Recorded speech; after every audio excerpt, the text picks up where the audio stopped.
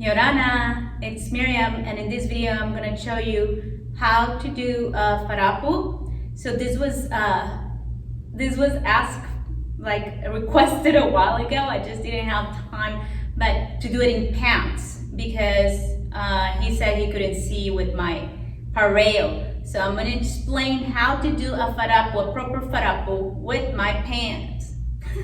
So there's several things going on in here in a faarapu. You have to engage your core, like the belly, and you have to engage your back. You also have to do the sides, okay? So it's a full circle around. I also teach hula, and in hula it goes back, and it doesn't really push forward. And in Tahitian, it pushes forward.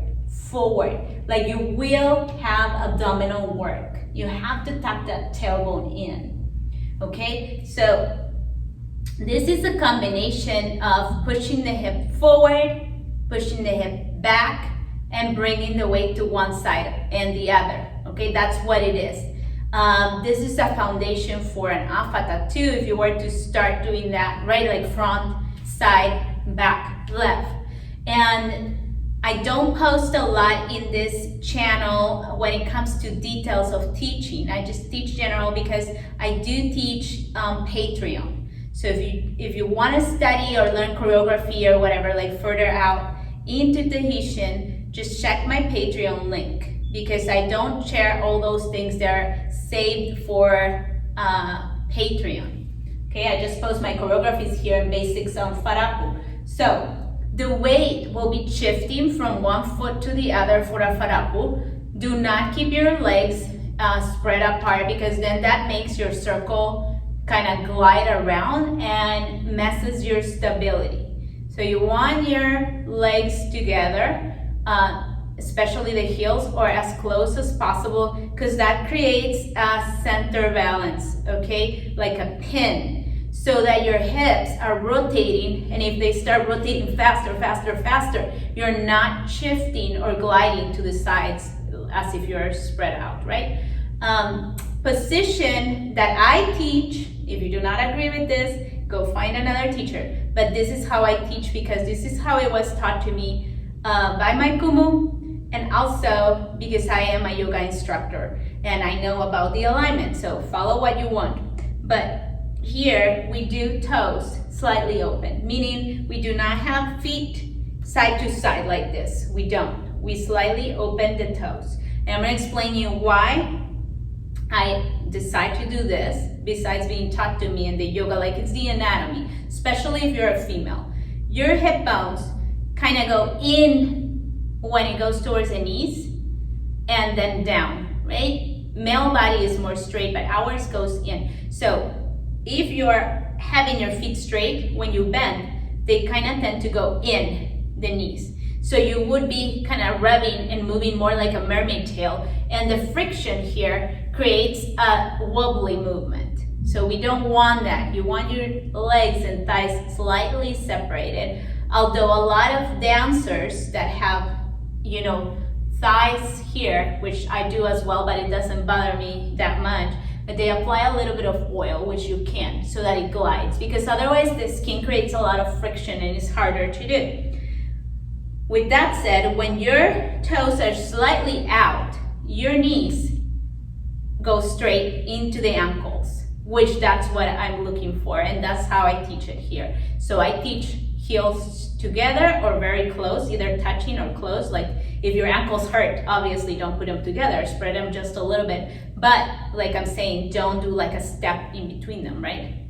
So the toes will be slightly out for that, just a little bit, just enough so that your knees are not, like your thighs are not like squished, rubbing like a mermaid tail, okay? That's one thing. The other thing you want to do is you want your weight towards the heels, so not leaning towards the toes, like not going like this. You want to sit back into the heels. Your shoulders, hips, and ankles, you want them aligned, like as if it was a straight line. Next thing, you're going to bend your knees, but not too much. If you bend a lot, if you drop a lot, it's so hard and wobbly. You just can't do that. That depending, save it for like the tamaus or for like opes, you know, things like that, for varus, not for faarapu. Faarapus, you want it just enough bent, just loosen the knees, just enough so that your hips can move around. So you unlock them, right? Because if you had your knees straight and you're trying to do that, you're just gonna be gliding like this, right? So you need to bend your knees, like unlock them, so that your hip can actually move, okay? Now, let's begin basic. You're going to bend. Let's put the hands here. Going to shift your weight to one side, okay, like you're leaning. But again, don't bend too much. Now you're gonna push your butt back. And now, as you push your butt back, make sure that you're not folding your torso. You're just pushing the butt back, right? Activating your back. Now you're gonna transition the weight to the other leg. And now coming forward, you gotta tuck in the tailbone, tuck in. So now you're in neutral knees, right? We're not folding shoulders, we're just tucking in. So you're gonna feel an opening here on your low back and activation on your belly. And you repeat. You go again, side, lift the butt, change to the other side, tuck, forward.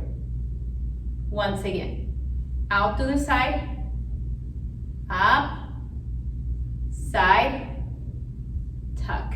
Now do not confuse a faarapu with a tumami. A tumami will require you to glide out. This is a tumami. So it's more of a glide around. We're still shifting and tucking and lifting like we do in a faarapu, but it's a glide. It's like to do bigger hips, to do like larger movements, you know, if we're walking around like this or things like that, right? Like you're walking to the sides, it glides. A faarapu does not glide. A faarapu is right in place. It just comes and rotates up and down. So there's no glide. So don't confuse that, okay? So it's just right here into place. There's no gliding. You're still aligned. So let me do it from the side again. Side, front, other side, back. Side, front, other side, back. Side, front, other side, back. So you try to do this circle very slow. It's hard. It's really hard because you're gonna require a lot of muscle control. But that is what you wanna do to actually build strength in those specific muscles. Okay, because they're very specific. It's what it's holding your hip bones to your rib cage. And everything like here, psoas muscle, which is what's behind your six pack. I don't have one, but maybe you do. But there's like layers of muscles there. So you will be working all of this. You're working the sides and you're working your back, which is the main rope, is what they're called, the main ropes, which is what is beside the spine, right? Those muscles, because they're pulling up when you're lifting your butt. So you will feel both belly and back working. Not only your back, not only your front, so you have to be very present when you're doing a faarapu to do it correctly, right? So let's start from here. We're gonna bring the hands up to make sure that you're keeping your back very straight, okay? Either arms out completely on the side or arms here, but let's just do it from here. 5, 6, bend your knees, 7, 8, and 1, tuck forward. 2, tuck forward. 3, tuck in. 4, tuck in. 5, tuck in. 6, tuck in. 7, push a lot to the front. 8, tuck in. Okay, now let's do the other side. I'm starting side and butt out first. It doesn't matter, you can start side and front first. It doesn't really matter. I'm just used to starting to the back. So let's try the other side. 5, 6, bend to the other side. 7, 8, and 1, tuck in. 2, tuck in. 3, tuck in. 4, tuck in. 5, tuck in. 6, tuck in. 7,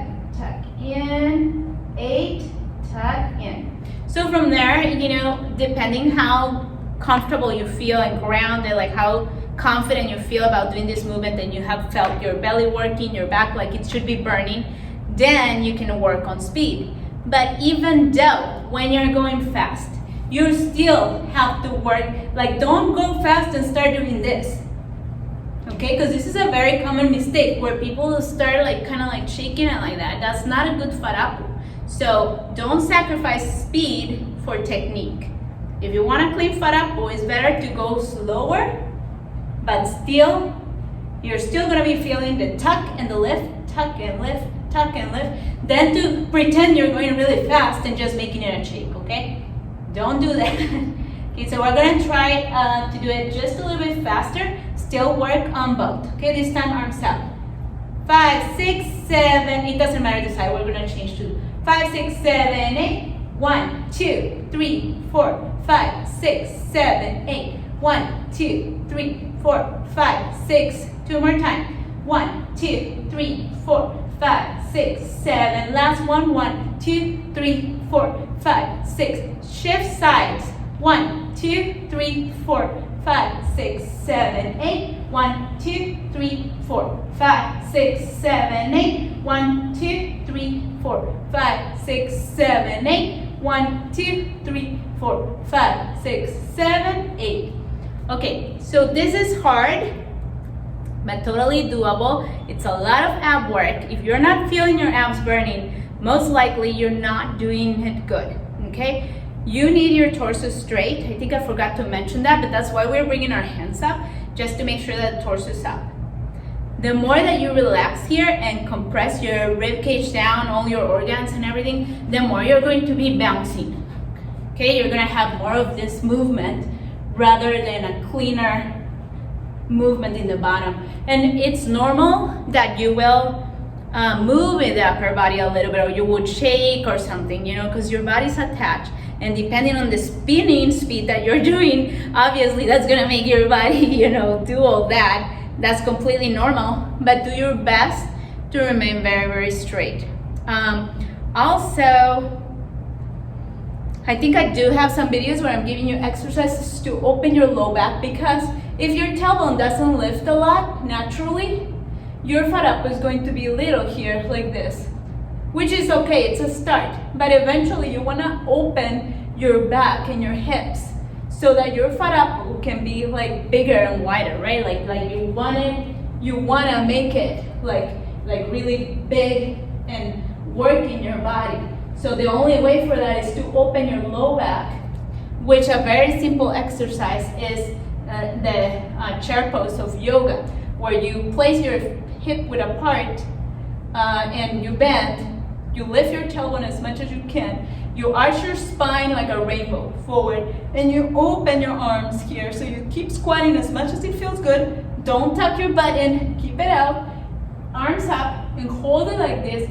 Breathe. You can do like 10 breaths, 20 breaths every day, like however much you want. You put your hands here, like whatever, because the more that you open this low back, the bigger and better your faarapu is gonna be. And after you do the exercise, make sure that you do the counter pose for your low back, so you don't wanna leave it overly open, and which is just a forward fold and just swing it out. That's it. All right, make sure during a faarapu too, you're breathing deeply. Every dancer should learn how to breathe. And I know a lot of teachers do not teach the importance of breathing, but you're an athlete, right? Even that some people do not consider dance like athletic thing, but it is. And it's a, aerobic thing. You need that breath to come in and out to keep those muscles moving and that energy that is moving within you. We are using a lot of the solar plexus and the lower chakras, activating all that powerhouse. That's why we get so hot too, with the work of your spinning, right? So you're activating all that energy within, all that fire within. It's called tamas on yoga practice, but you're activating your lower chakras. So you will feel all that heat, and you need to have that breath coming out, cooling your body out, and helping your muscles recover as you're moving, right? Okay, so I hope you guys found this valuable. Let me know in the comments if you need further explanation or anything. And of course, join my Halau online and learn some cool choreography there that I teach you, step by step. And I show you how to do all the steps too. There's tutorials in there. Okay, so thank you very much for watching the video, and I hope you guys have a wonderful day. Bye.